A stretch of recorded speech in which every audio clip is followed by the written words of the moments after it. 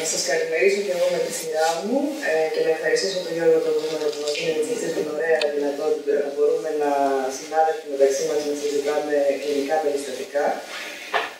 Ο Τάσος Βρετός, βλέποντας τα βιογραφικά μας, είναι 10 χρόνια μεταγενέστερος, τελείωσε το 2005 την οδοντιατρική Αθήνας.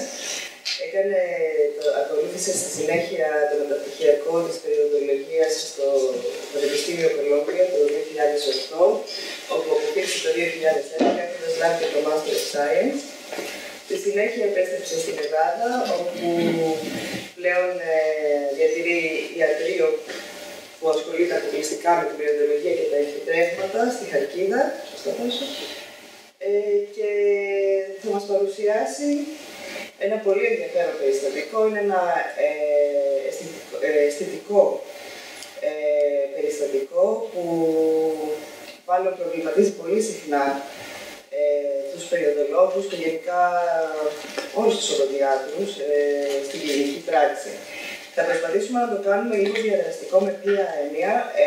Ο Τάσος θα παρουσιάσει το περιστατικό όπως είχε στο ιατρείο και θα μας δώσει κάποιες εναλλακτικές θεραπείες πάνω στις οποίες θα κληθούμε να ψηφίσουμε κατά κάποιο τρόπο ποια θα προτιμούσαμε εμείς να εφαρμόσουμε και στη συνέχεια θα μας παρουσιάσει την ποια επιλογή και πάνω σε αυτό στο τέλος θα γίνει συζήτηση.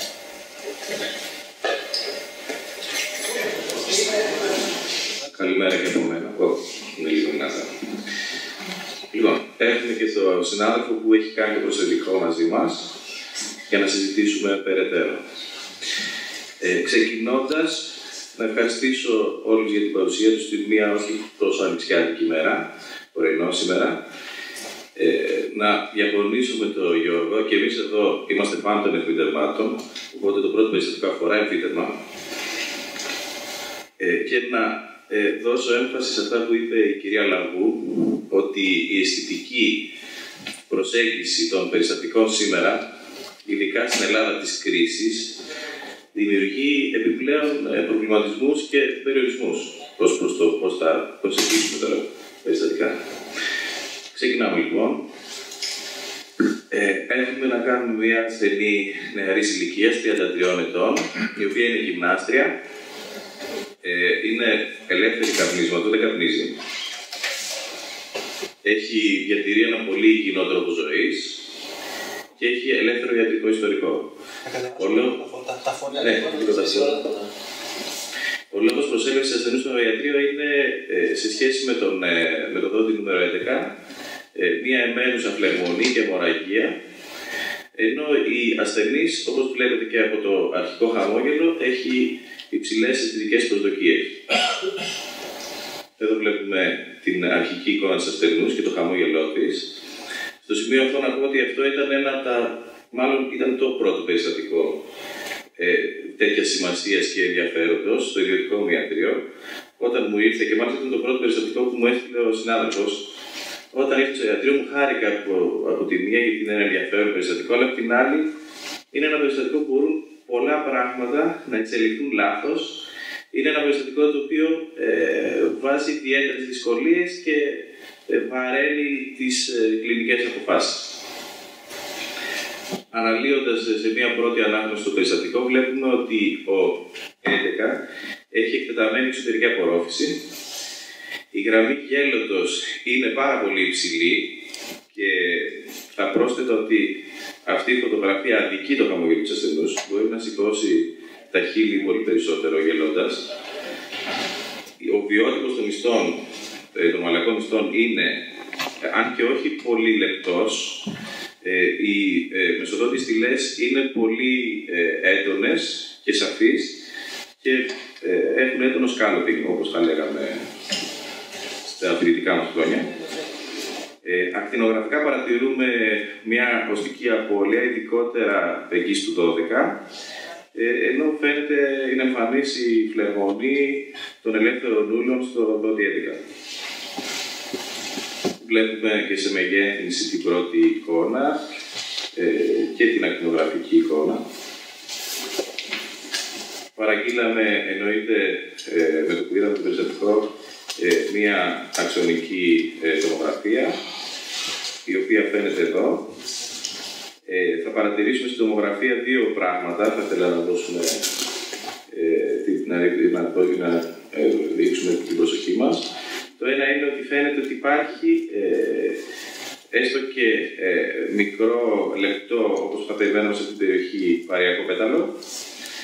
Και το άλλο, κρατήστε το ότι ο ημνοϊπερόιος πόρος είναι αρκετά μεγάλος, έντονος και σε μεγέθυνση. Αυτό είναι το παρειακό πέταλο. Έχοντας αυτό το περιστατικό, λοιπόν, έχουμε κάποιες προσεγγίσεις τις οποίες μπορούμε να ακολουθήσουμε. Διάφοροι προβληματισμοί. Θα εξάγουμε τον 11 ή θα κάνουμε ορθοδοτική ανατολή και μετά θα τον εξάγουμε. Αν κάνουμε την εξαγωγή θα κάνουμε κρυμνό, δεν θα κάνουμε κρυμνό. Το εμφύτευμα θα μπει άμεσα, θα μπει αργότερα.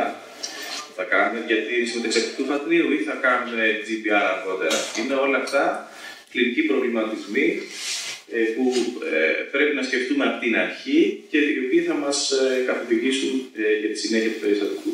Εδώ θα ήθελα λίγο να ανοίξουμε την κουβέντα και παράλληλα, αν μπορούμε να προβάλλουμε ένα βίντεο για να δούμε λειτουργικά τις κινήσεις της ασθενούς για να καταλάβετε πραγματικά πόσο δύσκολο αισθητικά και απαιτητικό είναι αυτό το περιστατικό. Είναι μια ασθενής λοιπόν που γελάει συνέχεια. Δείχνει όλα. Το σημείο δεν είναι το αρχικό, το βίντεο είναι σε μεθύστερη φάση, αλλά θέλω να σας δείξω ότι πραγματικά μόλις είδα την ασθενή λέω ωραία, πρέπει να πάει τέλεια. Δεν έχουμε καμία πιθανότητα να κάνουμε λάθος εδώ. Οπότε αυτό θέλω να το συνυπολογίσουμε στο decision making που έχουμε, στον τρόπο που θα προσεγγίσουμε το περιστατικό. Και πολύ καλή ασθενής πάνω απ' όλα. Θέλαμε να της δώσουμε τη δυνατότητα να χαμογελάει με αυτόν τον τρόπο, χωρίς να έχει οποιοδήποτε κόμπλεξη αυτοσυγκράτηση. Ωραία. Να πάμε στο slide το πίσω και να πάρουμε μία-μία τις περιπτώσεις και να δούμε λίγο μάλλον ψυχόλα τα σχέδια, τι θα... Για να σας βοηθήσω λίγο. Εγώ, μόλις είδα αυτό το περιστατικό, βλέποντας τον τρόπο που κινείται η ασθενής που μιλάει, βλέποντας τις ακτινογραφικές εικόνες, μελετώντας την αξονική σε κάθετες, σε οβελιές τομές, πολύ προσεκτικά, είπα και στον συνάδελφο και στην ασθενή ότι αυτό το περιστατικό και ευτυχώς σήμερα το θέμα είναι, πέφτουμε εντός θέματος, για να γίνει τέλειο ή για να μειώσουμε το ρίσκο, θα πρέπει να υπάρξει και κάποια ορθοδοτική παρέμβαση. Εννοώντας να ανατείλουμε ορθοδοτικά τον 11 και να δουλέψουμε με λίγο καλύτερο οστικό υπόστρωμα από κάτω. Δεν ξέρω αν βοηθάει αυτό σαν πρώτη προσέγγιση. Ποιος θα επέλεγε λοιπόν την πρώτη εναλλακτική που παρουσιάζει ο Τάσος, δηλαδή, εντάξει, η εξαγωγή του 11 και στη συνέχεια αν με κρυμνό ή χωρίς. Η πρώτη εναλλακτική είναι η εξαγωγή. Βγάζουμε τον 11. Η πρώτη εναλλακτική είναι βγάζουμε τον 11 έτσι όπως είναι ή αφού έχουμε κάνει ανατολή, αφού τον ανατείλουμε πρώτα, ορθοδοτικά. Αυτό είναι το πρώτο. Ποιος θα το έβγαζε, ποιος θα έκανε ορθοδοτική. Χωρίς ορθοδοτική ανατολή. Αν μπορούσαμε, αν είχαμε δυνατότητα να επιλέξουμε το ιδανικό, έτσι. Ναι. Ένας, οκ. Όλοι δηλαδή θα κάναμε ορθοδοτική ανατολή. Όχι, ερώτησε πώς το θα είναι ορθοδοτική ανατολή. Ναι, είναι και αυτό ένα θέμα. Έχουμε ορθοδοτικούς εδώ που μπορούν να μας βοηθήσουν. Να πω κάτι λίγο γενικότερο, να μην περιοριστούμε στις τέσσερις επιλογές. Βλέποντας το περιστατικό, χρειάζεται ορθοδοτική τουλάχιστον. Το μπορούσε να πει κανείς και νομίζω ο Χάρης θα συμφωνήσει ότι είναι ορθογραφικό το περιστατικό. Ας αφήσουμε το ορθογραφικό. Έχει συνοστισμό κάτω, η σύγχυση δεν είναι καλή. Επομένως, σκεφτήκατε καθόλου να πείτε στην ασθενή ότι χρειάζεται ορθοδοτική θεραπεία σαν και επίλυση του Ναι, η ασθενής είναι και ορθοδοτικό. Ως αρχική, πριν ξεκινήσουμε οποιαδήποτε θεραπεία και για την συνολική διευθέτηση του ορθοδοτικού θέματος, αλλά και συγκεκριμένα για το αισθητικό των κυρίως των μαλακών ιστών στο συγκεκριμένο δότη. Δεν επιλέχθηκε αυτή η λύση. Και συγκεκριμένα για το δόντι αυτό, ο ορθοδοντικός είπε ότι είναι πολύ δύσκολη έως αδύνατη η ορθοδοντική ανατολή του. Γιατί το δόντι είναι πολύ αδυνατισμένο μηχανικά. Δηλαδή, μια νησίδα ιστού συνδέει το δόντι με τη μύτη του δοντιού. Οπότε μας είπε ότι δεν γίνεται να ανατείλει ορθοδοντικά. Οπότε αποκλείστηκε. Ήταν η πρώτη μας επιλογή όμως. Πάει αυτό. Στο επόμενο, εξαγωγή επομένως του 11. Οπότε αποφασίσαμε να κάνουμε εξαγωγή του 11. Σε ένα τέτοιο περιστατικό θα κάναμε εξαγωγή με κρυμνό, χωρίς κρυμνό. Μας ενδιαφέρει αυτό, μας προβληματίζει. Να ρωτήσω κάτι.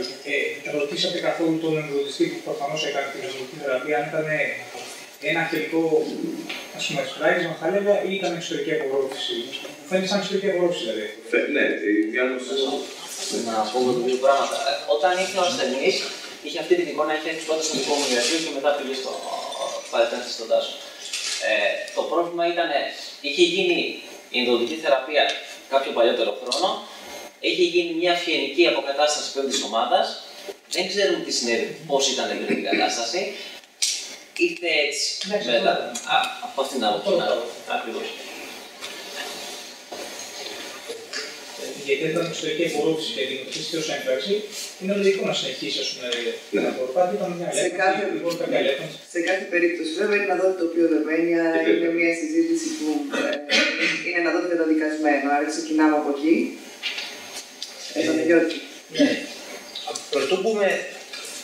Πρωτού μπούμε στη διαδικασία της κλινικής αποκατάστασης, της θεραπευτικής αποκατάστασης, καλό θα ήταν, επειδή είναι ένα ιδιαίτερο πρόβλημα που αντιμετωπίζουμε όλοι στην αποκατάσταση του ενός κεντρικού τομέα, καλό θα ήταν να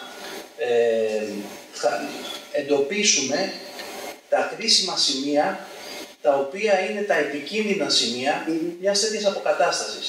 Διότι από εκεί θα πρέπει να ξεκινήσουμε για να αποφασίσουμε εν τέλει ποιες διαδικασίες θα πρέπει να κάνουμε κλινικά για να αντιμετωπίσουμε αυτά τα σημεία. Δηλαδή το πρόβλημά μας είναι ότι ό,τι κάνουμε θα φαίνεται. Ό,τι κάνουμε θα φαίνεται ωραίο σήμερα, θα πρέπει να φαίνεται ωραίο και μετά από 1 χρόνο και μετά από 5 χρόνια. Και αυτά είναι κάποια πράγματα τα οποία θα πρέπει να τα λάβουμε υπόψη μας στις αποφάσεις της κλινικής. Δηλαδή έχουμε ένα παριακό πέταλο. Μάλλον έχουμε παριακό πέταλο. Αυτό είναι το σημαντικό, πιστεύω, στην όλη απόφαση στο αν θα κατέβει ορθοδοντικά. Αν θέλετε τη γνώμη μου, εμένα ο προβληματισμός μου στο συγκεκριμένο περιστατικό είναι, όπως είπατε, τα δείχνει ότι φαίνονται όλα και έντονα. Δεύτερον, ότι θα θέλουμε να έχουμε ένα θετικό αποτέλεσμα άμεσα, αλλά και μακροπρόθεσμα, όσο το δυνατόν. Και εμένα κυρίως αυτό που με προβληματίζει σαν περιστατικό είναι τα pink aesthetics που λέμε. Θα φτιάξουμε μια στεφάνη, η οποία θα είναι στιλική, αλλά θα έχουμε μειονεκτικές στυλές, θα έχουμε υφίζηση στο κεντρικό και μακροχρόνια πώς θα πάει αυτό. Για τους λόγους αυτούς θα προτιμούσα να έχω χτίσει το οστικό υπόστρωμα πριν την εξαγωγή και ορθοδοντικά. Δεν μπορέσαμε να το κάνουμε αυτό, οπότε από εκεί και πέρα πάλι στη θεραπευτική μας προσέγγιση ο σκοπός μας ήταν να χτίσουμε κατά κάποιο τρόπο ένα οστικό υπόστρωμα και τους μαλακούς ιστούς ίσως σε δεύτερη φάση, αλλά κυρίως ένα καλό οστικό υπόστρωμα για να μπορέσουμε να έχουμε μια σταθερότητα μακροπρόθεσμα. Να συνεχίσουμε λίγο. Ναι, εγώ θα ήθελα να ακούσω λίγα πώς θα τον προσέγγιζε κανείς. Έχει ένα slide νομίζω το επόμενο που γράφει τα δύναμα και τα ιδιαίτερα σημεία του περιστατικού που μιλάει για. Αν θυμάμαι το προηγούμενο. Το ιστορικό της κατάστασης αυτά είναι τα δύναμα σημεία που κανείς θα πρέπει να λάβει υπόψη του.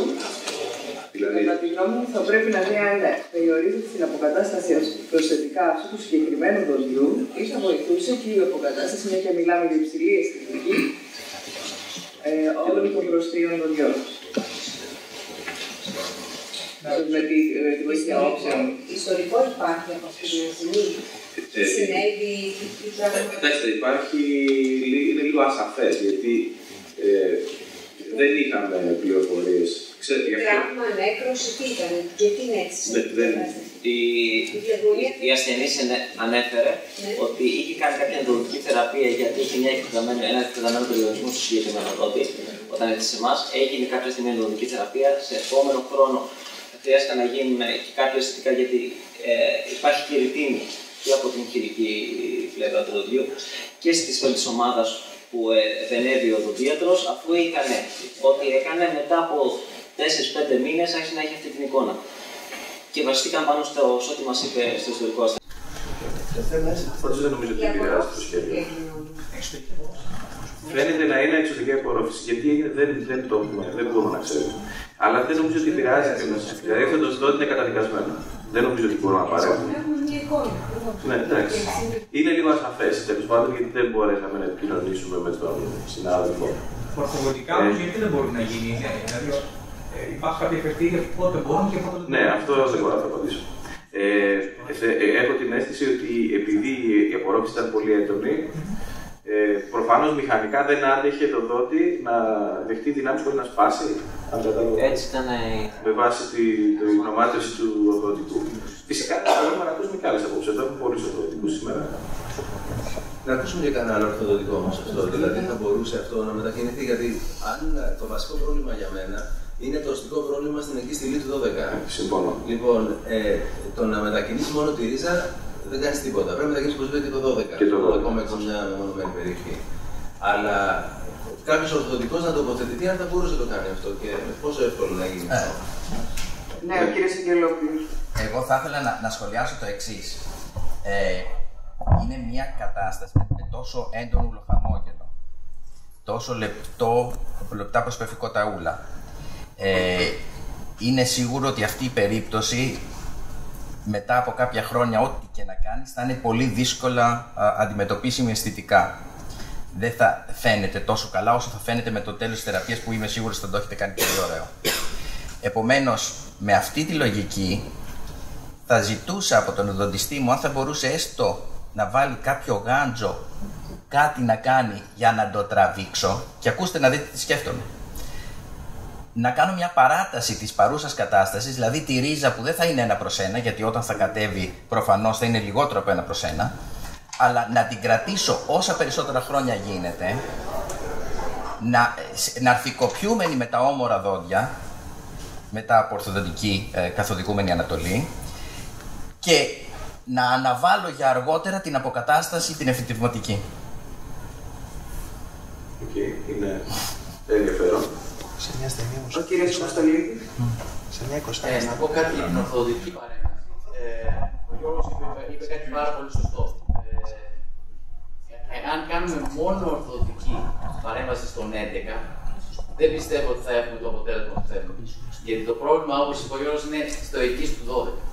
Έτσι, όσο και να κατεβάσουμε τον 11, το κόκαλο στο εκείς του 12 δεν πρόκειται να ανέβει, να κάνει creeping πάνω στην οστεΐνη του 12. Εάν θέλουμε να πάρουμε κόκαλο σε εκείνη την περιοχή, πρέπει να κάνουμε ορθοδοτική ανατολή και του 11 και του 12. Έτσι, το θέμα είναι όμως, οι ασθενείς είναι προετοιμασμένοι να χτίσει τον 11, να τον κατεβάσει ορθοδοτικά, να κατεβάσει ορθοδοτικά τον 12, πιθανή ενδοδοτική θεραπεία του 12, έτσι, ανασύσταση του 12, στεφάνι στο 12, για να κατέβει η οστική παρυφή μεταξύ του 11 και του 12. Πάντως, για να γίνει σωστά η οστική παρυφή, αυτή είναι η λύση, πιστεύω.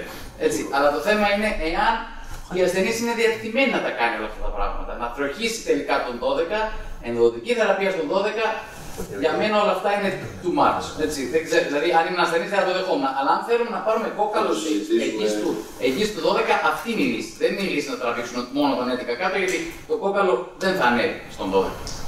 Γιατί είναι η ενδοδοτική θεραπεία, πιστεύετε ότι είναι τόσο χαμηλά, δηλαδή θέλει τόσο. Είναι πιθανό. Είναι πιθανό. Πρέπει να δίνουμε όλα τα σενάρια στην ασθενή.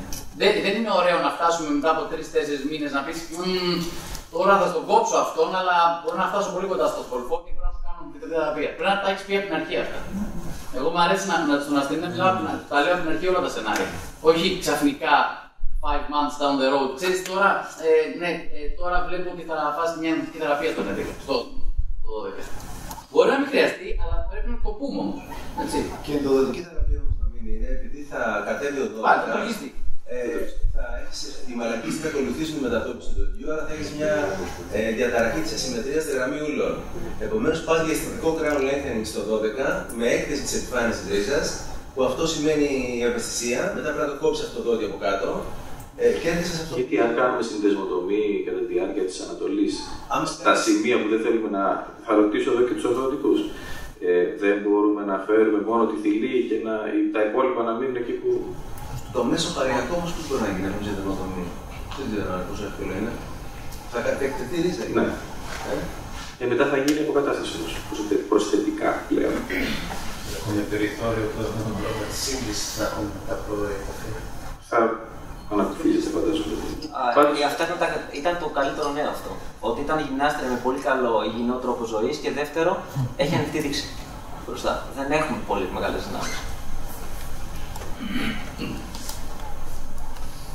Ωραία, λοιπόν, εξαντλώντας νομίζω το θέμα της ορθοδοντικής, δεν ξέρω αν υπάρχουν μέσα στα πλαίσια της ορθοδοντικής άλλες επιλογές.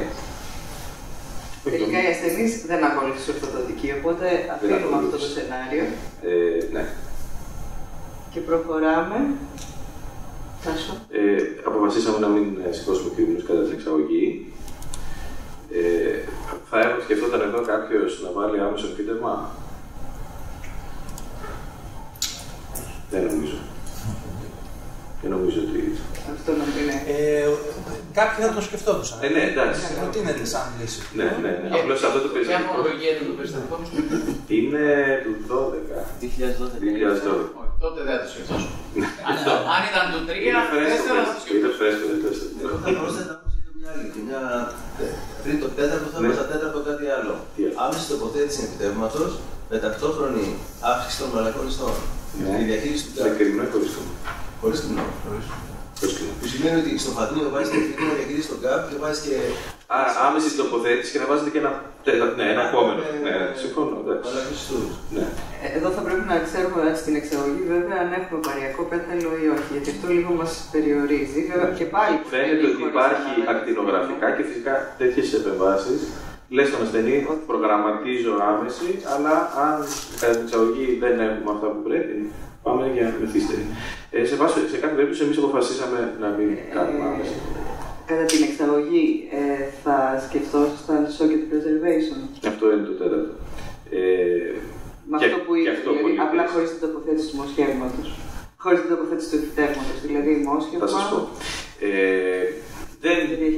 Θεωρώ ότι δεν θα ήταν κακό. Εκείνη τη στιγμή, για να σας λύσω και την απορία, αποφασίσαμε να μην κάνουμε τίποτα κατά την εξαγωγή και να πάμε μετά την επούλα. Δηλαδή, εγώ είχα στο μυαλό μου πρέπει να κάνω overbuilding των σκληρών ιστών. Άρα πρέπει να κάνω aggressive GPR, εκτεταμένο GPR όσο μπορώ. Άρα θα χρειαστώ soft tissue, οπότε δεν θέλω να κάνω κάτι άμεσα.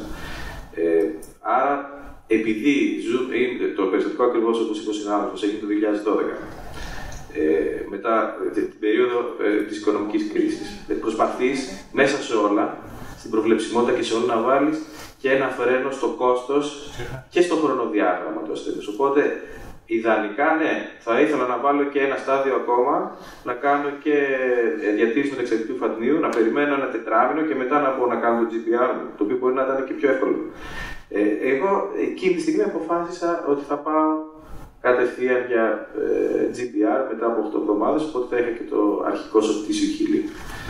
Αλλά δεν θα δικούσα κανένα και ίσως και να είναι πιο σωστό να γίνει και socket preservation σε ένα τέτοιο περιστατικό την ίδια μέρα.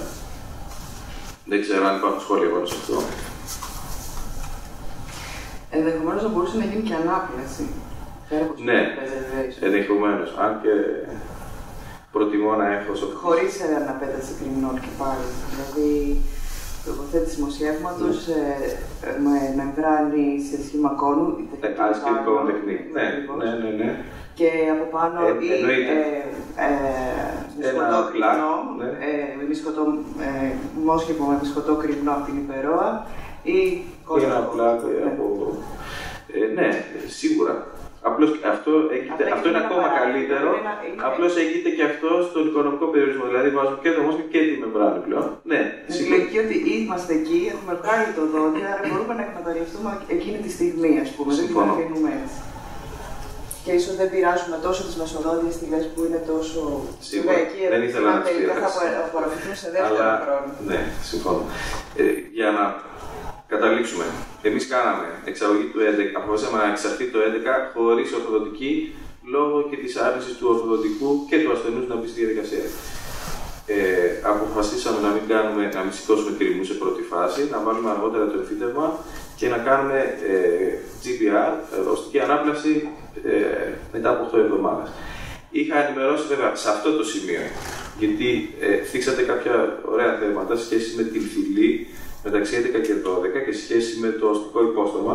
Είχα ενημερώσει τον ασθενή. Θα πάμε για αυτό το modality, θα βάλουμε το εμφύτευμα, θα κάνουμε ό,τι καλύτερο μπορούμε. Από εκεί και πέρα, και θεωρώ ότι ακόμα σώζεται το περιστατικό. Δηλαδή, αν είναι πολύ μειονεκτική και δεν μας αρέσει η φυλή μεταξύ 11-12, πάντα υπάρχει η πιθανότητα και η δυνατότητα, θεωρώ, σε δεύτερο χρόνο να ανατείλει ο 12. Δεν ξέρω αν εδώ θέλετε να το κάνουμε το σχόλιο τώρα ή στο τέλος του περιστατικού. Αλλά τη είπα, θα κάνουμε ό,τι καλύτερο μπορούμε και έχουμε πάντα τη δυνατότητα, χρησιμοποιώντας και το εμφύτευμα ως anchorage, να ανατείλουμε τον 12 για να φέρουμε πιο ψηλά τη φυλή, εάν το θελήσουμε και να αποκατασταθεί και ο 12. Ξεκινάμε λοιπόν από αυτό. Στην πρώτη παρέμβαση, όπως είπαμε, κάναμε αναταρματική εξαγωγή. Βλέπουμε ότι υπήρχε ακέραιο το οστικό πέταλο, το παριακό οστικό πέταλο και η απόστασή του από τα ελεύθερα ούλα μετριέται εδώ στα 5 χιλιοστά. Το δόντι βγήκε, εννοείται έσπασε, ήταν πολύ ταλαιπωρημένο. Φτιάξαμε μια κατασκευάσαμε μια προσωρινή τύπου Maryland με πτερίγια. Έγινε και χαλινεκτομή, η οποία μάλλον την πέρασε.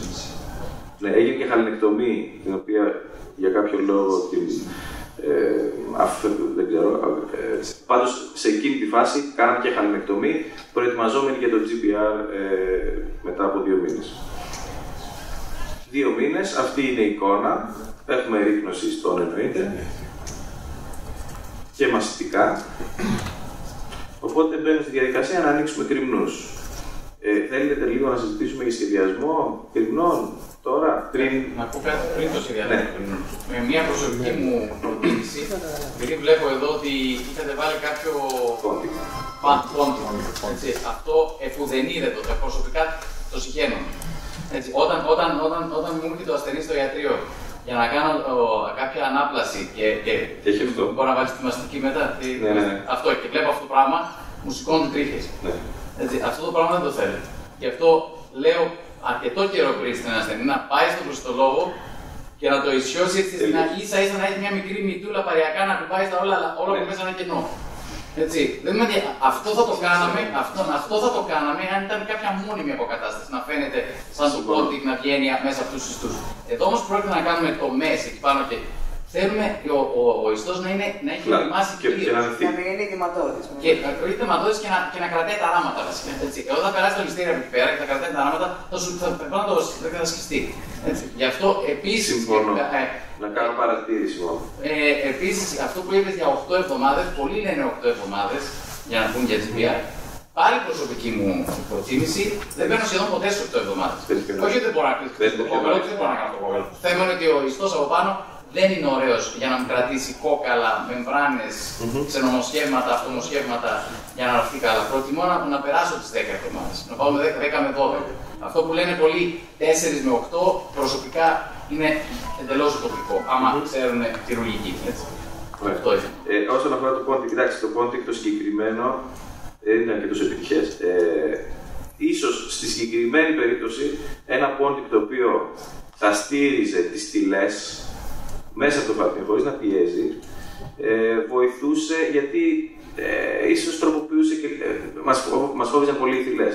Η αλήθεια είναι ότι δεν έχει και τόσο μεγάλο νόημα, συμφωνώ, αλλά προσπαθήσαμε να κάνουμε κάποιο είδους Pontic για να υποστηρίξουμε τις στυλές αρχικά και στην πορεία.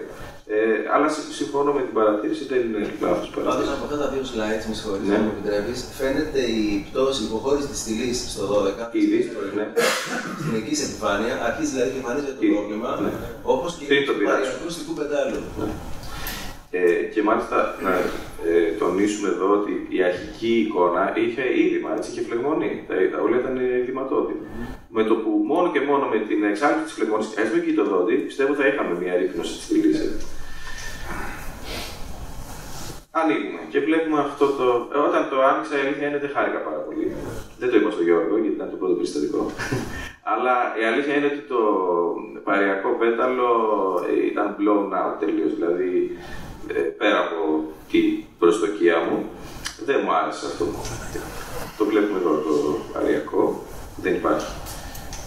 Και εδώ είναι το υπερόριο. Και θέλω να παρατηρήσετε ότι ενώ φοβόμασταν και τη θηλή και το κόκαλο εγγύς του 12 και 21 εγγύς δεν είναι και το καλύτερο δόντι. Βλέπετε ότι βλέπουμε τη ρίζα.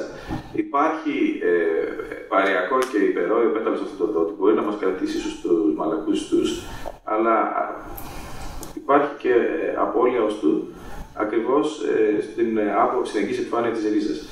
Ούτε αυτό μου άρεσε όταν το είδα. Εν πάση περιπτώσει, προχωρήσαμε. Η κρυμνή που κάναμε ήταν μεγάλη.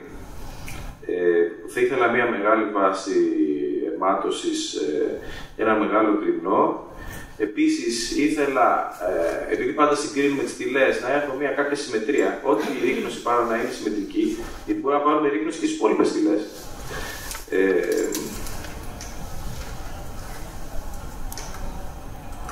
Μασιτικά είναι λίγο άστοχη η ακτινογραφία, δεν βλέπουμε το οστικό υπόστρωμα, η φωτογραφία. Αποφασίσαμε να βάλουμε αλωμόσχευμα, Puros, και να το καθυλώσουμε με μία μεμβράνη, να το προστατεύσουμε με μία μεμβράνη κολαγόνου, την οποία στερεοποιήσαμε με καρφίδες τιτανίου. Και μάλιστα, αν δείτε στη δεξιά φωτογραφία, απλώς, παρένθεση, βλέπετε στο κρυμνό, παριακά. Ναι. Που ήταν το πόντικ, έτσι. Ναι, ισχύει. Ορολογιακή βόμβα. Ναι. Εντάξει. 3 καρφίδες. Η τρίτη μπήκε σε μία προσπάθεια να υπάρχει ένα tension στη μεμβράνη. Δεν είχαμε tension screws. Είχαμε όλοι γυρίσει από μερικοί. Δεν είχα tension screws. Αν είχα, θα χρησιμοποιήσω τώρα. Μεμβράνη τιτανίου θα επιλέγατε εδώ πέρα? Όχι. Δεν θα επιλέγα. Γιατί αν κάτι πάει στραβά, πραγματικά θα έχουμε θέμα. Γενικώς, έχω αρκετά καλά αποτελέσματα για τις απορροφήσεις μας. Σε ένα τέτοιο περιστατικό πάλι δεν θα ήθελα να έχω πρόβλημα. Τιτανίου. Εντάξει. Κάποιος άλλος κάτι άλλο? Με ενίσχυση τιτανίου ή στάρτα. Ή BTFE με τιτανίου. Όχι τα idea μέσα. Ωραία. Οπότε σταθεροποιήσαμε τα πάντα. Κάναμε συγγραφή των μισθών και μαστικά σχόλιο για τους... Ναι, εντάξει. Το είπαμε. Δεν είναι και τόσο ευτυχισμένος βλέποντας το. Ωραία. Η προσωρινή θέση της. Πιθανότητα τοποθέτησης μαλακού μοσχεύματος ταυτόχρονα. Σε αυτή τη φάση δεν... πάντα συζητείται, αλλά σε αυτή τη φάση one miracle at a time. Για να καλυφθεί αυτό που είπε ο κ. Αποστολίδης για το... Όχι. Κοίταξε, απλώς θα περίμενα παραπάνω. Αυτό θα έκανα. Εάν θα χρειαζόταν κάτι εδώ, αν δηλαδή μου άνοιγε τρύπα, όχι, δεν θα έκανα μόσχευμα. Θα έκανα περιστατικό συνδετικό από την υπερό. Αλλά για να μην τον ξεσκίσουμε τον ασθενή στις επεμβάσεις, περιμένουμε 2 εβδομαδούλες ακόμα. Οκ. Δεχτώ.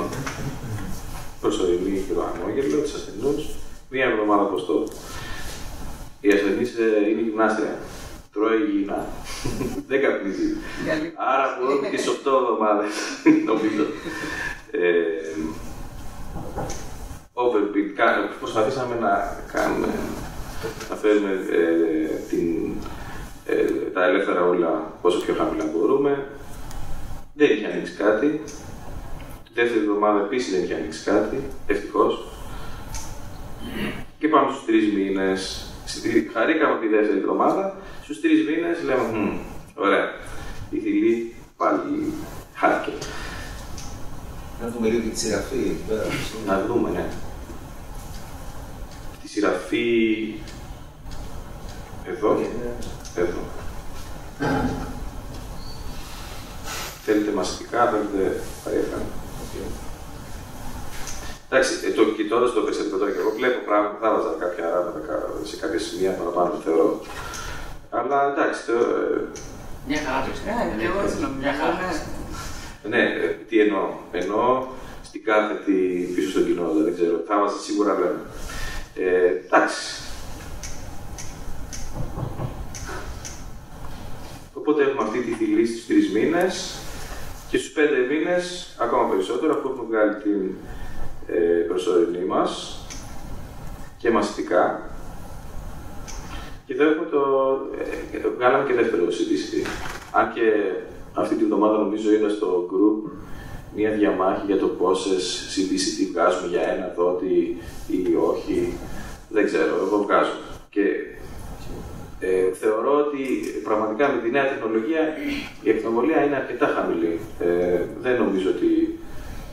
Το είδα και εγώ αυτό στο Study Club και απλά ακούγεται. Ακούγεται. Εγώ πιστεύω πάρα πολύ στην αξιολογική τομογραφία. Νομίζω ότι μας γλιτώνει από πάρα πολλές αστοχίες. Και επιπλοκές. Δεν μπορείς να... Όταν υπάρχει τεχνολογία, νομίζω ότι είναι λάθος να επαναπάβεσαι ή να βασίζεσαι στην υποκειμενική εκτίμηση τη στιγμή. Δηλαδή δεν υπάρχει κανένας λόγος. Και ειδικά όταν υπάρχουν ανατομικά. Εντάξει, τώρα μιλάμε για κάτι αισθητικό, το οποίο είναι πολύ σημαντικό βέβαια. Και σχηματίζει τη ζωή του ασθενή. Αλλά και σε ανατομικά μόρια δεν είναι.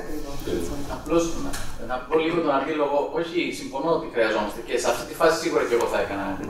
Δεν θα έκανα στην πρώτη. Προσωπικά. Δεν κερδίζει. Δεν μου λέει τίποτα. Δηλαδή το δότη είναι αργή ούτως ή άλλως. Οπότε να ξέρω τι είναι το παριακό πέταλο, αυτό θα απορροφηθεί ούτως ή άλλως. Δηλαδή θα κάνω GPR ούτως ή άλλως. Δεν υπάρχει λόγος να κάνεις. Δηλαδή όταν μου στέλνουν παραπεπτές μου, ναι, θα βγει το δότη, του έχω πει να κάνει και αξονική. Του λέω γιατί. Δεν υπάρχει κανένα. Μια εξαγωγούλα και τίποτα. Και πάλι σου δίνει κάποιες πληροφορίες. Και διαγνωστικά.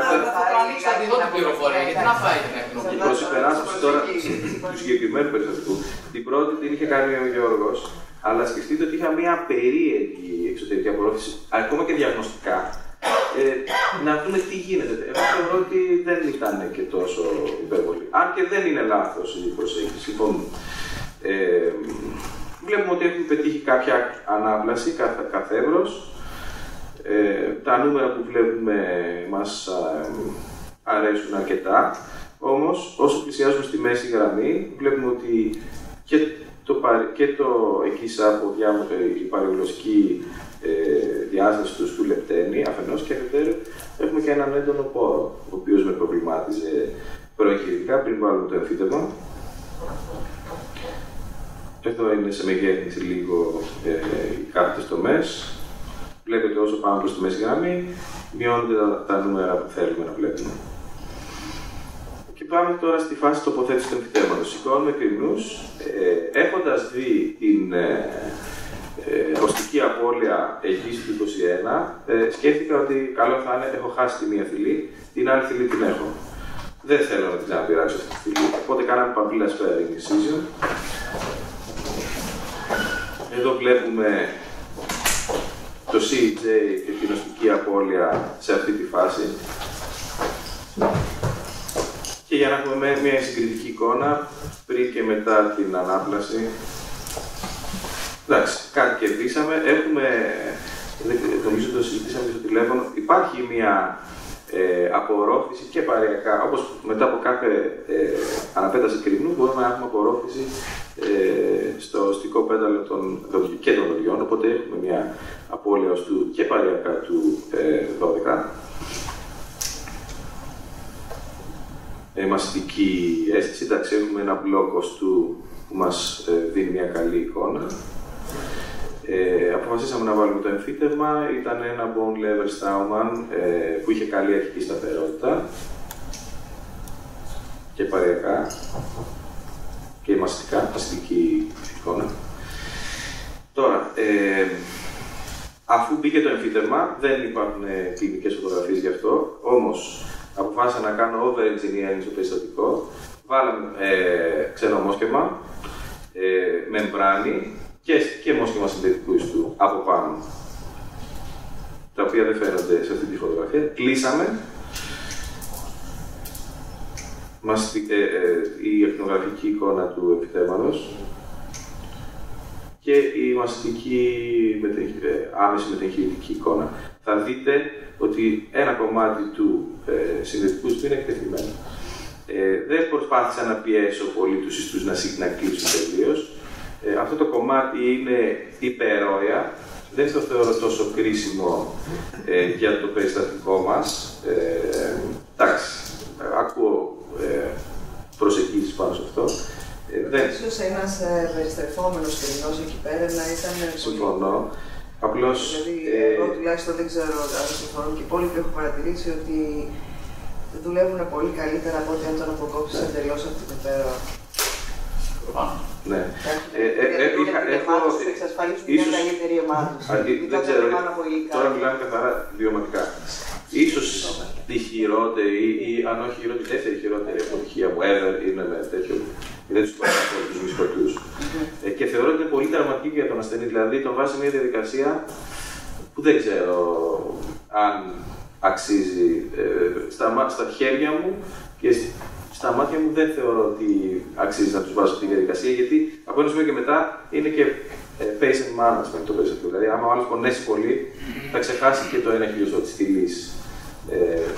Συζητείτε πάντως αυτό. Ναι, δεν διαφωνώ. 2 εβδομάδες μεταχειρικά, πάλι έχουμε κάνει ένα overbuild στους μαλακούς και στους κλειούς ιστούς. Προσπαθούμε να φέρουμε τις στηλές προς τα κάτω. Έχει ανακουφιστεί η προσωρινή από κάτω. Μαστικά βλέπουμε ότι υπάρχει ένα sloughing στο συνδετικό ιστό, κάτι που περιμέναμε.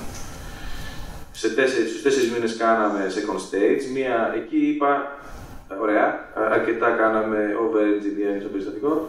Ας μπούμε πλέον χειρουργικά σε απλές, μία απλή τομή, ένα αναματάκι, 6-0, να μπούμε στη φάση αποκατάστασης. Δεν ήθελα να κάνω κάτι παραπάνω. Έχεις τη φωτογραφία πριν κάνεις την αποκάλυψη, την κλινική φωτογραφία, στο timing αυτό όμως? Πριν κάνω. Πώς το κάνεις αυτό, αφαίρεσαι τα ούλα απλώς? Έκανα μία single incision, όχι all the way, από τον 12 μέχρι το σημείο που ήταν το εμφύτευμα, λίγο προς τα υπερόια. Άνοιξα και έβαλα ένα. Σε αυτές τις περιπτώσεις αυτό που κάνω εγώ, κάνω. Roll flap. Ορίστε. Κάνω ένα μικρό μισχωτό τύπου παλάτσι και τον φέρνω σαν ψεύτοθυλί και σκεπάζεται ο εγγύης. Είναι καθαρά μαλακοριστός, αλλά επειδή είναι όριμο συντηρητικός στο στάδιο αυτό και δεν περιμένεις να συρρυκνώσει, σου βγάζει πιο πολύ. Ωραία. Αρχικά η προσωρινή συγκολλήθηκε πάλι στη ζώμη στα προηγούμενα δόντια και αφού ορίμασαν οι ιστοί, βάλαμε προσωρινή επί του εμφυτεύματος. Αυτή είναι η πρώτη προσπάθεια, δεν μας βγήκε αρκετά καλή η πρώτη προσωρινή. Ήταν εργαστηριακή, έτσι, Γιώργο. Βλέπουμε ότι υπερπιέζει και τους ιστούς, δεν έχει σημεία επαφής, οπότε τη διορθώσαμε και βάλαμε μια καλύτερη. Και είμαστε εδώ, σε πρώτη φάση. Περιμένουμε ένα 8 μήνο περίπου και όταν αποφασίσαμε ότι οι ιστοί έχουν οριμάσει, μπήκαμε στη διαδικασία να αποκαταστήσουμε το εμφύτευμα. Απομονώθηκε η περιοχή με απομονωτήρα, τοποθετήθηκε κολλόβωμα ζυχρονίας, καλύφθηκε η οποία με τεφλόν και ρητίνη και έγινε συγκόλληση της στεφάνης με οξυφωσφορική κονία. Έχουν καθαριστεί οι περίσσιες και πάμε στις τελικές φωτογραφίες. Βλέπουμε φυσικά ότι έχουμε μειονεκτική τη θηλή που περιμέναμε στην αρχή και την κεντρική θηλή. Το επίπεδο της παρειακής παρυφής των ούλων, των ελεύθερων ούλων, είναι ικανοποιητικό. Αυτό που είπα ότι υπάρχουν μειονεκτικές μεσοδόντιες θηλές. Έχω κάποιο σκάνινγκ στα προσπεφικότερα ούλα του 11 μετά από τόσες παρεμβάσεις.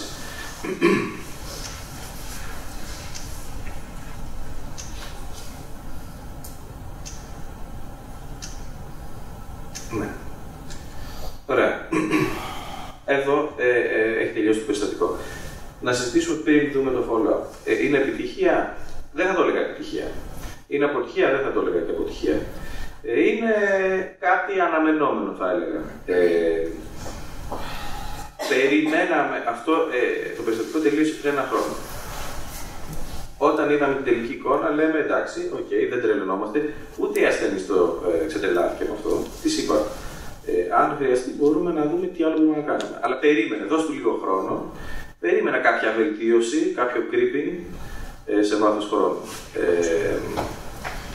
Και επειδή είχαμε τώρα και την ευκαιρία, συνήθως κάνω follow-up ανά έτος, επειδή είχαμε την ευκαιρία και του meeting της σημερινής ημερίδας, την έφερα την Τετάρτη και είδα μια βελτίωση σημαντική στα όρια της ικανοποίησης, για μένα τουλάχιστον. Δηλαδή, εγώ θεωρώ ότι έτσι το περιστατικό έχει κλείσει αρκετά καλά, δεδομένων των συνθηκών που επικρατούσαν στην αρχή. Βλέπουμε και την ακτινογραφική εικόνα.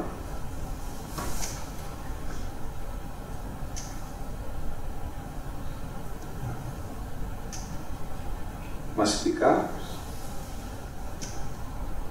Και εδώ να κάνουμε κάποιες συγκρίσεις από πού ξεκινήσαμε, πού καταλήξαμε και το ενδιάμεσο στάδιο μόλις τελείωσε το περιστατικό. Δηλαδή, συνήθως αυτά τα περιστατικά θέλουν χρόνο, έτσι. Και βελτιώνονται σύν το χρόνο, αρκεί ο ασθενής να καθαρίζει, να είναι συνεπής σε αυτό που πρέπει να κάνει, να μην εξαφανιστεί από το ιατρείο,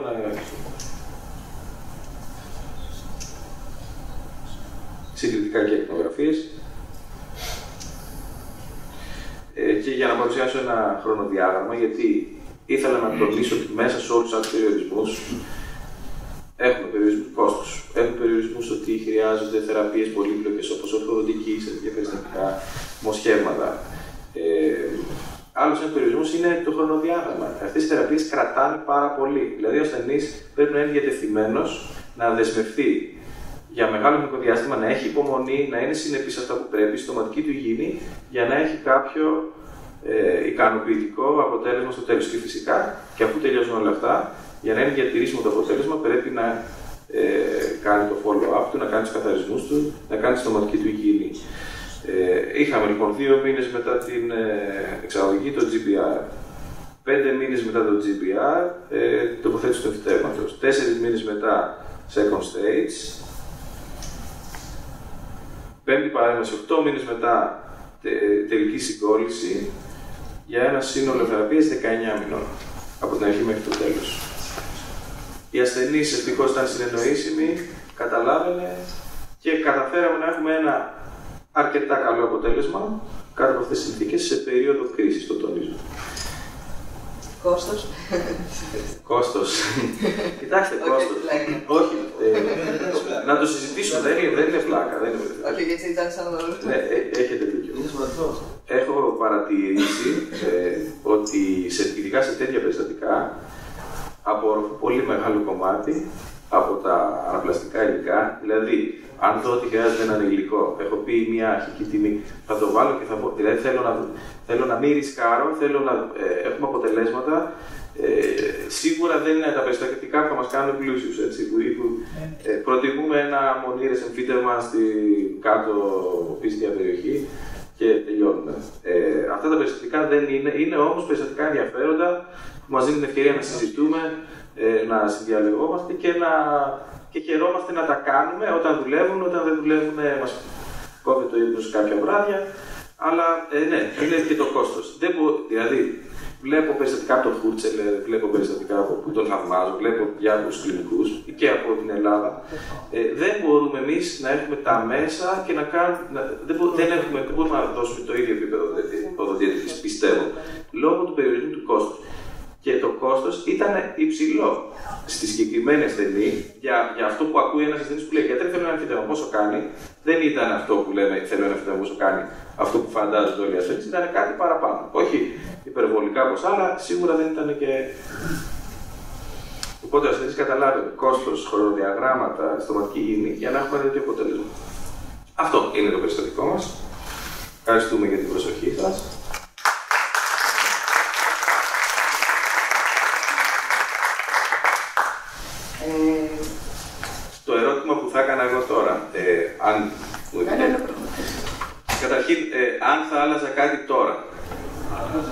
Νομίζω ότι αν θα άλλαζα κάτι είναι αυτό που συζητάγαμε στην αρχή. Θα έκανα socket preservation και στην αρχή και στο πλήρωνα εγώ πλέον λόγος, το υλικό. Και ας περίμενα ένα δίμηνο-τρίμηνο παραπάνω. Να κάποιο επόμενο τέτοιο, οπότε μπορεί να έρχονταν το ίδιο. Ναι, μπορεί. Ερώτηση δική μου. Μετά τους 2 μήνες φαίνεται σαν. Τώρα είναι λίγο αυθαίρετο, από κλινική έτσι, και μπορεί να είναι λάθος. Παρ' όλα αυτά, μου δίνεται η αίσθηση ότι τελικά παριακό πέταλο δεν υπήρχε σε όλο το μήκος. Δηλαδή στις 2 μήνες όταν ανοίχθηκε, ναι, υπήρχε fenestration χαμηλά, το οποίο ενδεχομένως, το οποίο φαίνεται και από την αξονική, γιατί η ρίζα κάνει μια παριακή, το οποίο ενισχύει εκείνη την ώρα το να μπουν κάποια αιμοσχεύματα την ώρα της εξαγωγής. Εγώ όταν το έλεξα φαίνεται σαν να μην υπήρχε. Με τον ανιχνευτήρα, μετά την εξαγωγή, δεν αισθάνθηκα κάποιο fenestration και μέτρησα το παριακό πέταλο στα 5 χιλιοστά. Φαίνεται σαν να μην υπήρχε καθόλου, δηλαδή σαν να έχει φύγει. Σαν να έχει απορροφηθεί, όχι συρρυκνωθεί στην γλωσσική. Εγώ νομίζω ότι κολαψάζει τελείως το παριακό πέταλο. Φαίνεται σαν να είναι σπασμένος. Εντάξει. Τέλος πάντων, σε κάθε περίπτωση, βλέποντας αυτό το περιστατικό, εγώ προσωπικά θεωρώ ότι με τις δυσκολίες που έχει, είχε ένα πολύ ικανοποιητικό αποτέλεσμα. Έτσι. Δηλαδή, μην κοιτάτε που εμείς ανοίγουμε το στόμα, κάνουμε magnification, δεν ξέρω πόσο, και βλέπουμε τις στήλες. Νομίζω ότι σε ένα χαμόγελο, ένα τέτοιο αποτέλεσμα είναι ικανοποιητικό. Παρ' όλα αυτά, θα ήθελα λιγάκι να συζητήσουμε, βλέποντας το τώρα έτσι όπως εξελίχθηκε. Είναι απόλυτα πετυχημένο, όχι απλά. Ναι, αυτό είναι. Θα ήθελα να συζητήσουμε αν κάποιος θα σκεφτόταν να το προσεγγίσει διαφορετικά και πλέον μιλώντας για αισθητική στην πρόταση και περιοχή, αν θα επενέβαινε και στα διπλανά δόντια, ενδεχομένως με κάποιες όψεις ή δεν ξέρω, δεν είμαι στο ιδεολόγιο του Σαββαρέλου να μας βοηθήσουμε, βελτιώνοντας ακόμα περισσότερο ή διευκολύνοντας, αν θέλουμε, το θέμα των φυλών. Από κάτι λίγο διαφορετικό. Θα ήθελα να δούμε την εικόνα του τελική του στόματος του συνολική εικόνα. Θα το φωτογραφίσει από τις πόλεις. Η τελική μετά το τέλος, έτσι. Και αυτή μου κάνει. Αυτή. Καταπληκτική δουλειά. Πραγματικά καταλαβαίνω γιατί ο ρόλος του οδοντιάτρου έχει αναβαθμιστεί τόσο πολύ, γιατί μπορούν και κάνουν όλα αυτά τα πράγματα που είναι εντυπωσιακά. Και η γκάμα των υπηρεσιών. Θέματα μηχανική. Επειδή σήμερα είναι η τιμητική μέρα της ορθοδικής, θέλω να επανέλθω λιγάκι. Εγώ βλέπω μερικά πράγματα τα οποία είναι αθλητικά, όχι όσον αφορά το δικό μας κομμάτι, απόλυτα πετυχημένο, αλλά στην αντιμετώπιση του ασθενή. Δηλαδή, δεν μπορούμε, αν δεν επιμείνουμε αρκετά στο ποια είναι η ιδανική θεραπεία για ένα στόμα. Και αυτό πρέπει να το πιστέψουμε εμείς οι ίδιοι. Δηλαδή, το να λέμε ότι ο ορθοδικός παρουσίασε ορισμένες δυσκολίες ή οι ασθενείς δεν ήθελε ορθοδική, δεν σταματάμε εκεί. Δεν φτάνει. Έχουμε μπροστά μας ένα νεαρό άτομο, το οποίο μπορεί να μην θέλει τώρα να κάνει ορθοδική θεραπεία, αλλά τι θα γίνει αύριο μεθαύριο που πιθανότητα να θελήσει. Ένα φύτευμα εκεί μπροστά μας δεσμεύει. Δεν μπορούμε να κάνουμε τίποτα με το φύτευμα. Έτσι, πρέπει να πάμε σύμφωνα με το φύτευμα. Έτσι. Εκτός από αυτή την ανατολή, την κατευθυνόμενη ανατολή, την ορθολογική, και άλλα πράγματα μπορούσαν να γίνουν, αν τα εντάσσαμε μέσα σε μια συνολική αποκατάσταση της ψυχής και του στόματος της ασθενούς. Θα μπορούσε να έρθει ο πλάγιος στη θέση του κεντρικού. Θα μπορούσε να έρθει και ξαναφύγει πίσω, δημιουργώντας κάποιο απόθεμα οστού. Επειδή είναι ένα περιστατικό με πιθανότητα που χρειάζεται εξαγωγές, θα μπορούσαν να γίνουν ένα σωρό συνδυασμοί και διαγνωστικά να το ψάξουμε με κάποια setups κτλ. Και μετά να εξηγήσουμε στην ασθενή ότι και εκείνη η σταυροειδή σύγκριση που υπάρχει είναι ένα πρόβλημα, ο συνοστισμός θα αυξηθεί. Έτσι. Το μήνυμα που θέλω να δώσω, έτσι, το επιτρέπει η μέρα, είναι ότι πρέπει να επιμένουμε λίγο περισσότερο στην ιδανική θεραπεία. Η ιδανική θεραπεία για τον ασθενή και η ιδανική θεραπεία η οποία αποζημιώνει και εμάς. Η δουλειά είναι καταπληκτική, θερμά συγχαρητήρια και αισθάνομαι έτσι πολύ, πολύ περήφανος που ανήκω σε αυτή την οικογένεια. Και καταλαβαίνω και γιατί το ενδιαφέρον των οδοντιάτρων είναι τόσο πολύ όταν ακούει ευθύτευμα, ανάπλαση κτλ. Πέφτουν κατά μου. Πραγματικά είναι πολύ ωραία πράγματα. Ενώ όταν λέμε για να μετακινούμε δόντια δεν ενδιαφέρον τόσο. Δεν επισκέφθηκε ο ορθοδοντικό. Επισκέφθηκε. Κοιτάξτε, έχετε δίκιο. Ενδεχόμενα να έχει κάνει ορθοδοντική, γιατί είναι κάτω προγόνφιλοι. Μπορεί να έχει κάνει στο παρελθόν, να έχει πόνο προγόνφιλοι. Στο παρελθόν. Είναι χειρουργικό αυτό το περιστατικό. Όπως είπατε στην αρχή, αλλά προφανώς. Εγώ πρώτα απ' όλα θέλω να συγχαρώ τους δύο γιατί είναι εξαιρετικό το αποτέλεσμα. Εντάξει, δηλαδή κάνετε πολύ καλή δουλειά. Το περιστατικό είναι σούπερ για παρουσίαση, γιατί από διδακτικής πλευράς έχεις πάρα πολλές πληροφορίες.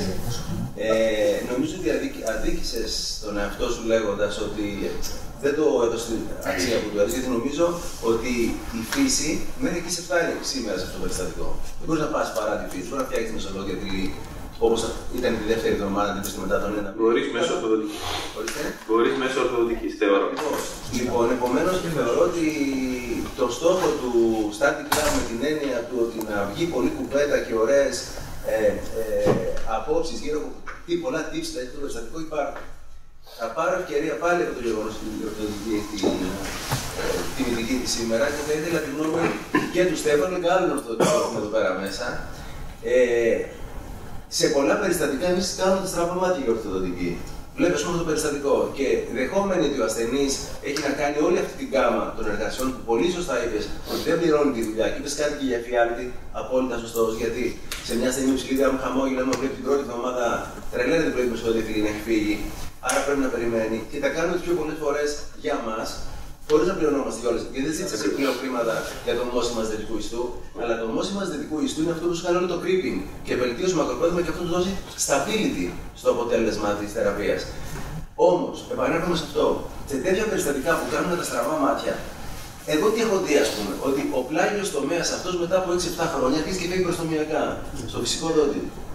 Και δεν ξέρω τώρα αυτό αν είναι μια δυναμική γενικά όλων των δοντιών, όπως πάνε να συνοστίζονται μπροστά και να δημιουργούν αυτοκινήσεις, ή η υποεκτίμηση της σταυροειδούς σύγκλης αριστερά σε συνδυασμό με κάποια άλλα συγκλησιακά επιταχύνουν την έλευση ενός τέτοιου φαινομένου.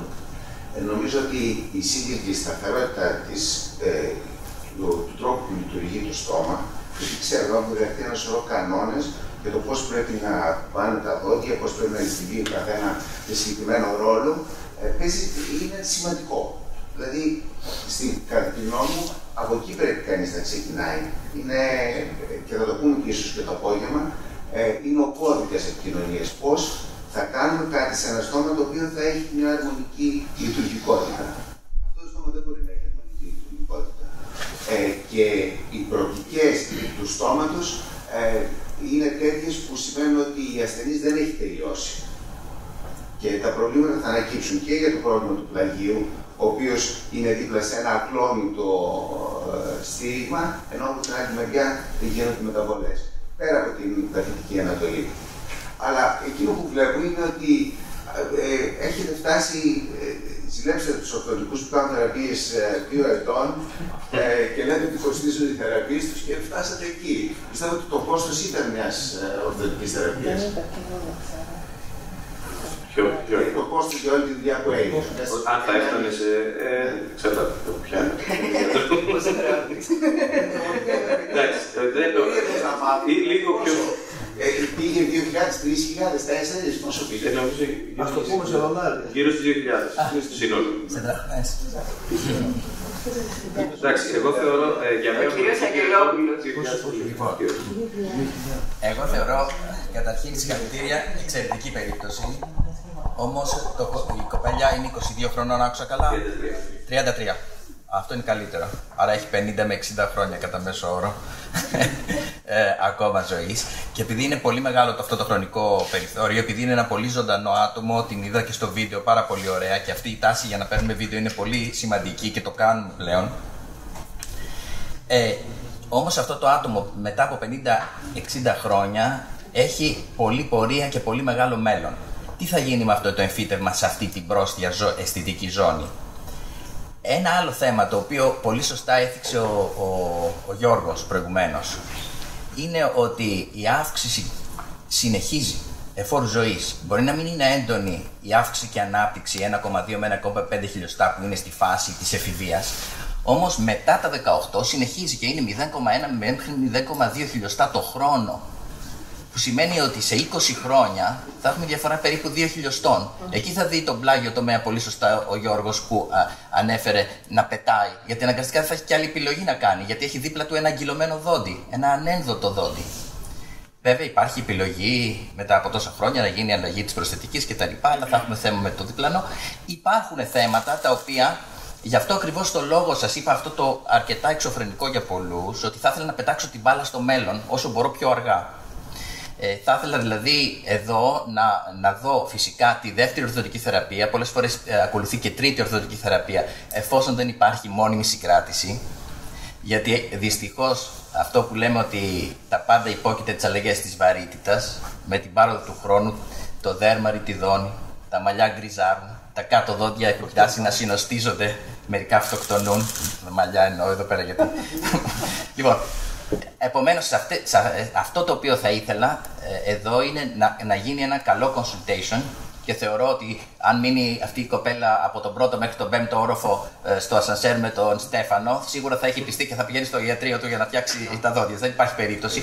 Είμαι πολύ βέβαιος και κάποια στιγμή ίσως η ίδια το θελήσει. Και το βλέπουμε, γιατί θα σας δείξω αργότερα το απόγευμα ασθενείς οι οποίοι έρχονται στα 40, στα 50, στα 60 και στα 80 για να φτιάξουν τα δόντια τους. Ορθοδοτικά. Άρα δεν είναι η ορθοδοτική κάτι το οποίο είναι αποκλειστικά σε πολύ νεαρά άτομα. Είναι κάτι το οποίο ωραιότατα θα μπορούσε να κερδίσει η ασθενής αυτή. Κατά τα άλλα το περιστατικό έτσι όπως είναι πραγματικά είναι εντυπωσιακό. Ευχαριστώ.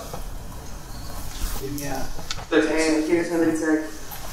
Μια συνέχεια αυτού που είπε ο κ. Αγγελόπουλος, γίνεται πάρα πολύ μεγάλη κουβέντα πια, επειδή τα εμφυτεύματα έχουν πολύ μεγάλο χρόνο χρήσης και έχουμε στοιχεία και τα βλέπουμε και στα ιατρεία μας, με το θέμα της υποανατολής τους, δεν θα έλεγα από ανατολής, το να μένουν πίσω τα εμφυτεύματα σε σχέση με τον υπόλοιπο φραγμό.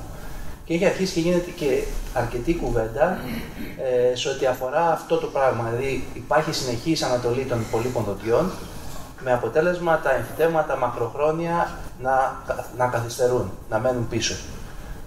Αυτό ενδεχομένως στην πρόστια ζώνη εδώ να είναι ένα θέμα προς συζήτηση. Το βλέπω, δηλαδή το έχω συναντήσει σε recalls μετά από 2-3 χρόνια, σε οπίστια εμφυτεύματα να μένουν πίσω στη σύγκληση, να μένει ένα χιλιοστό κενό στη σύγκληση που ήταν σωστά από την αρχή. Αυτό ίσως είναι ένα θέμα σε ό,τι αφορά τον χρόνο τοποθέτησης του εμφυτεύματος. Εδώ εντάξει ήταν 33 ετών. Αν όμως η συγκεκριμένη κοπέλα ήταν στα 21, πιστεύω εκεί θέλει λίγο μεγαλύτερη κουβέντα.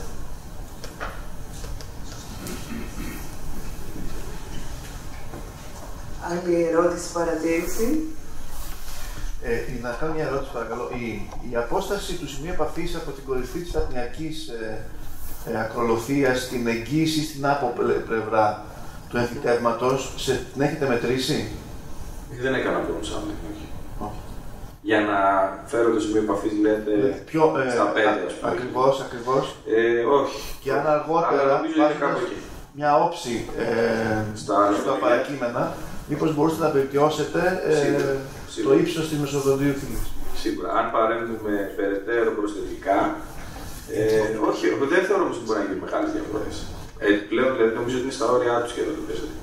Μόνο με ορθοδοτική πιστεύω ότι μπορούμε να πετύχουμε κάτι παραπάνω από εδώ και πέρα για την αισθητική των μαλακών ιστών, γιατί σαν δωρητολογία που κοιτάμε το περίγραμμα των ούλων. Τώρα, ναι, πιστεύω και προσθετικά, ίσως ο κ. Σαπεριτσάκης μπορεί να μας πει, μπορεί περαιτέρω το περιστατικό να βελτιωθεί. Γιατί υπάρχουν και θέματα πέρα από την αισθητική των ούλων. Ο κ. υπάρχουν και θέματα σε σχέση με το σχήμα των δοντιών. Ακριβώς. Δηλαδή ο 12 φαίνεται υπερεκφυμένος. Το θέμα είναι να αξίζει τον κόπο όμως να μπει σε μια διαδικασία για να βελτιώσεις μισού χιλιοστού κενό εκεί στη μεσοδία θηλή, να υποβάλεις ένα κεντρικό τομέα ο οποίος είναι άθικτος σε μια όψη. Για ποιο λόγο? Δηλαδή, εντάξει, ωρεοποιούμε και προσπαθούμε να στερεοποιούμε τα περιστατικά μας, αλλά υπάρχει και ένα υπόστρωμα το οποίο δεν θα πρόκειται να το ξαναφέρουμε εκεί που ήταν. Δηλαδή το να πιάσω τον κεντρικό αυτό πράγματι είναι τριγωνικός, είναι εικονικός ο 21 και αυτό δεν μας βοηθάει στο να κάνουμε την τέλεια μεσοδόντια θηλή. Θα θέλαμε ίσως να πιέσουμε λίγο παραπάνω. Αλλά αξίζει τον κόπο να βάλουμε μία όψη σε ένα τέτοιο κεντρικό, ο οποίος είναι τέλειος, για να βελτιώσουμε μισό χιλιοστό τη μεσοδόντια θηλή? Νομίζω πως ίσως γινόμαστε λίγο υπερβολικοί κάποιες φορές. Εντάξει, το πλάγιο είναι σε τέτοιο σημείο η θηλή του πλαγίου, ποτέ δεν πρόκειται να συγκριθεί με την αντίστοιχη θηλή του άλλου πλαγίου, γιατί βρίσκεται σε αντιδιαστολή και βρίσκονται μακριά. Μας ξεγελάει η στροφή του πλαγίου, του 12, οπότε η μικρή διαφορά που υπάρχει χάνεται, δεν φαίνεται. Το μικρό κενάκι μεταξύ των κεντρικών με ένα προσωπικά θα έμενα έτσι. Εγώ θεωρώ ότι είναι ένα πραγματικά πολύ καλό αποτέλεσμα. Μια ερώτηση που θα μπορούσε να τεθεί είναι σε βάθος χρόνου πώς θα λειτουργήσει, βλέποντας ότι υπάρχει τάση για εκκριζήσεις και στα νότια, άρα γιατί όχι κάποια απορρόφηση και σε αυτή την περιοχή. Αλλά νομίζω ότι αυτό είναι ένα μόνιμο πρόβλημα με τα εμφυτεύματα και τις πρόσθετες περιοχές, σε βαθμό που κανείς ίσως θα πρέπει να αρχίσει να προβληματίζεται αν είναι η επιλογή τα εμφυτεύματα στις πρόσθετες περιοχές. Και καμιά φορά μπορεί μια κλασική προσθετική εργασία να είναι πολύ πιο προβλέψιμη και όπως είπε ο κ. Αγγελόπουλος πολύ σωστά, και νομίζω ότι αυτή είναι και η τάση τα τελευταία χρόνια, βλέποντας, παρατηρώντας τα αποτελέσματα των εμφυτευμάτων και πώς συμπεριφέρονται στον χρόνο, να καθυστερούμε την τοποθέτησή τους σε σχέση με την ηλικία του ασθενή. Δηλαδή να το αφήνουμε σαν μια τελική επιλογή, τελικό όπλο στα χέρια μας. Εκεί είχε ίσως ενδιαφέρον, πάνω σε αυτό που λέτε τώρα, να δούμε τι εναλλακτική λύση θα υπήρχε. Δηλαδή, αν δεν βάζαμε εμφύτευμα, τι άλλο θα μπορούσαμε να κάνουμε. Αυτή είναι και η ερώτηση, αλλά δεν χάθηκε. Να πω μια άποψη πάνω σε αυτό το θέμα. Αν δεν βάζαμε εμφύτευμα, θα κάναμε τον Τάσο όλα τα υπόλοιπα για την υποστήριξη του ιωστού και ό,τι αυτό συνεπάγεται και θα έπαιρνε μια μέλα η οποία θα ήταν κολλημένη μόνο στο 21. Υπάρχει όμως μια μονοπτέρυγη. Μονοπτέρυγη, ναι. Δεν έχουμε σύγκληση. Από τι υλικό? Εκεί πέρα έχουμε ένα πρόβλημα. Μικροσύγκοληση. Όπως ξέρετε καλύτερα. Γι' αυτό ακριβώς, γι' αυτό. Εντάξει, αλλά πιστεύω ότι σήμερα έχουμε την τεχνολογία που να μπορούμε να το κάνουμε. Και να είναι και μακροχρόνια. Το θέμα σε αυτό είναι ότι αν το χάσουμε, το ξαναφτιάχνουμε. Και είναι πολύ σημαντικό ότι κάνουμε ένα postponing. Το κόστος της επανακατασκευής ή το κόστος της επιπλοκής. Αυτό, εκεί πέρα είναι το θέμα. Ότι χάνουμε κάποιες λύσεις βάζοντας το εμφύτευμα, τις οποίες δεν τις χάνουμε αν βάλουμε κάποια μέλια. Ποιος στο στόμα του θα έκανε σε ένα τέτοιο περιστατικό Μέριλα και ποιος θα έκανε όλη αυτή τη διαδικασία για να βάλει ένα εμφύτευμα από εμάς? Όμως και κάτι άλλο, και άμα κάνεις Μέριλα, δεν είναι απαραίτητο να κάνεις όλα αυτά. Μπορείς να θάψεις τη ρίζα αυτή. Ακριβώς. Ναι. Για να σου κρατήσει τον νόμο, βέβαια. Κάποιες τεχνικές ουσιαστικά να καθίσουμε τον ΑΕΠ. Μπορεί να θάψουμε τη ρίζα. Αλήθεια, αυτή είναι η ερώτηση. Ποιος θα έβαζε Μέριλα στο στόμα του ή ποιος θα πήγε διαφύτευμα? Ποιος θα βάζε Μέριλα σε πρώτη φάση? Δηλαδή, γνωρίζοντας αυτά που γνωρίζουμε, δηλαδή αν μία στο εκατομμύριο, μία από αυτές τις διαδικασίες δεν πήγαινε καλά, θεωρώ ότι είναι πολύ μεγάλη προσπάθεια. Για μας είναι πολύ ενδιαφέρον. Είμαστε εδώ πέρα μία ώρα σχεδόν και επινοούμε τρόπους και λύσεις, αλλά αν το σκεφτεί κανείς, είναι πολύ μεγάλη προσπάθεια για ένα δόντι με ένα αισθητικό παράδειγμα. Εκπληκτικό, που όμως νομίζω ότι και μια μέλη, μια καλή προετοιμασία των ιστών, ενδεχομένως κρατώντας τη ρίζα, θα μπορούσε να αποδώσει ένα πολύ καλό αποτέλεσμα. Έχει μεγαλύτερη επισκεψιμότητα και δυνατότητα διόρθωσης από ό,τι αυτό. Λαμβάνοντας υπόψη όλα αυτά που είπαμε, έτσι, την αλλαγή της θέσης των ιστών με τον χρόνο, την μετακίνηση των δοντιών, σε ένα πλατή χαμόγελο νέου ατόμου. Κύριος Αποστολής. Να πω για αυτό που είπε ο Παναγιώτης πήγαν καλά γιατί τα έκανε σωστά. Έτσι. Νομίζω ότι όλο το περιστατικό πήγε πολύ καλά γιατί έγινε και εγώ προσωπικά είμαι θειασότης του step by step και το one miracle at a time. Έτσι. Πήγαν καλά γιατί τα έκανε σωστά. Δηλαδή, αν άρχισε να πηδάς στάδια, να τα κάνουμε όλα μαζί, να τα χώσουμε όλα μέσα, εκεί θα άρχισε. Δεν λέω ότι δεν θα πήγαιναν καλά σίγουρα, αλλά θα αύξαναν τις πιθανότητες για επιπλοκές. Ήθελα, ξεκίνησε το πρώτο περιστατικό. Ναι, ακριβώς. Με το γιο. Ήθελα προβλεψιμότητα. Και είναι και ασθενής δηλαδή. Σε διαβεβαιώ και εγώ που έχω κάνει πολύ περισσότερα. Έτσι τα παγαίνω. Και ένα άλλο να πω ότι η θηλή από την αρχή φαίνεται ότι θα είναι και έτσι και το λέμε στον ασθενή.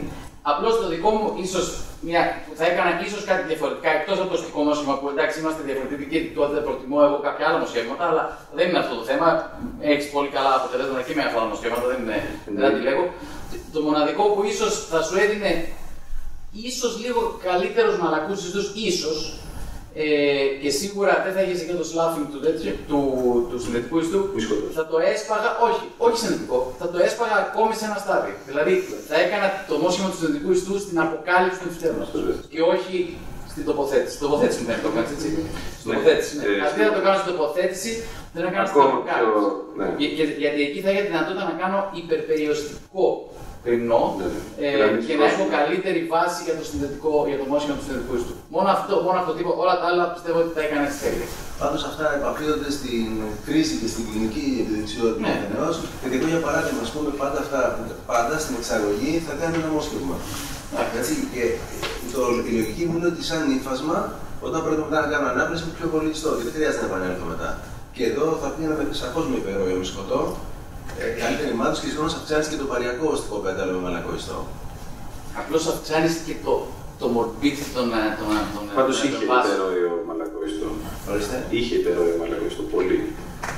Όχι, προς το πάνω να αυξήσεις τους μαλακούς ιστούς.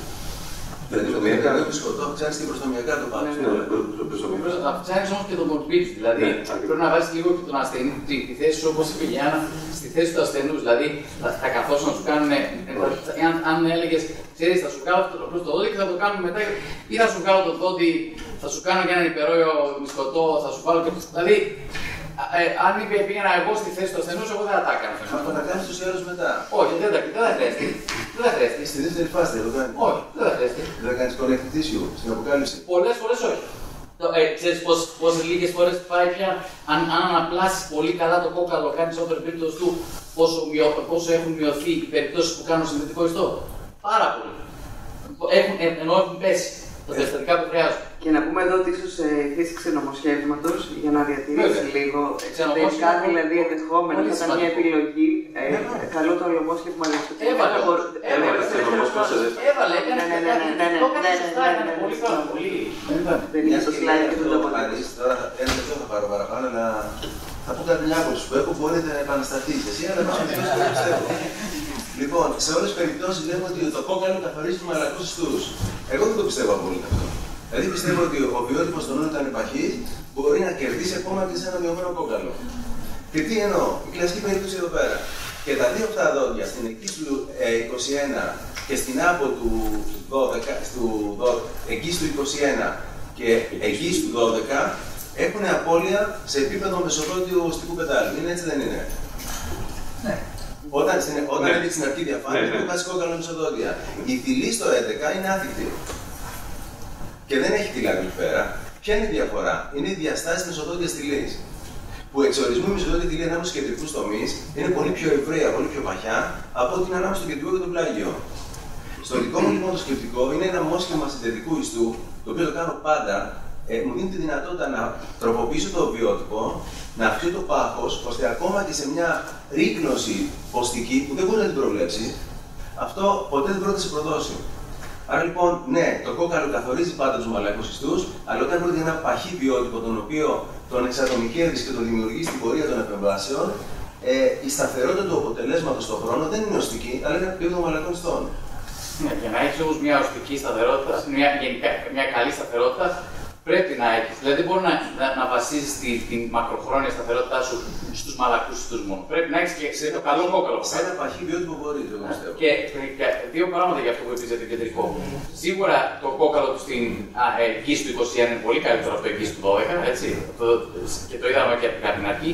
Και μην ξεχνάτε ότι μπορεί να έκανες εσύ αλληνεκτομή, αλλά εγγύηση του 21. Οι ίνες του χαλινού υπάρχουν ακόμα, δεν τις έφτιαξα από εκεί. Έτσι, και είναι πολύ σημαντικές οι ίνες του χαλινού και δεν είναι ίδιες με το συνδετικό ιστοτιμό σχέματος που χρησιμοποιούμε. Έτσι, εκεί δηλαδή έχεις μέσα ίνες συνδετικού ιστού, οι οποίες είναι πάρα πολύ σκληρές και μαχές. Και δεν είναι ίδιες με τον ιστό που θα φέρουμε εμείς με ένα μόσχευμα. Είναι άλλο ο χαλινός που υπάρχει μεταξύ του 11 και του 21 και άλλο ένας συνδετικός ιστός. Είναι πολύ πιο σκληρό. Και εξαρτάται και πού θα πάρουμε το συνδετικό ιστό που έχει συζητηθεί και αυτό. Ναι, άλλο να είναι γλυκώδης, χαλαρός, συνδετικός, άλλο να Ο κ. Σαββιτσάκης και είναι τελευταία για να το πάρουμε και λίγο από το. Δηλαδή, έχουμε μονοπολίσει στο χειρουργικό. Δηλαδή αυτό το προστατικό δεν έχουμε καθόλου. Το προστατικό θα είναι στην επόμενη. Αυτό που θα ήθελα να ρωτήσω είναι ως προς την επιλογή των υλικών στην αποκατάσταση του συγκεκριμένου δοντιού.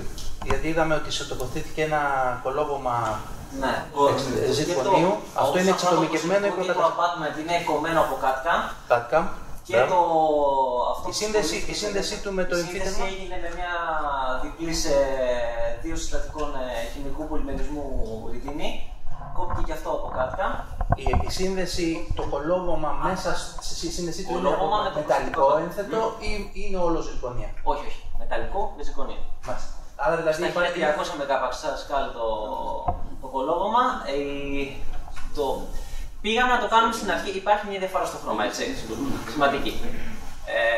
Από κοινωνική απόσταση εννοείται δεν φαίνεται.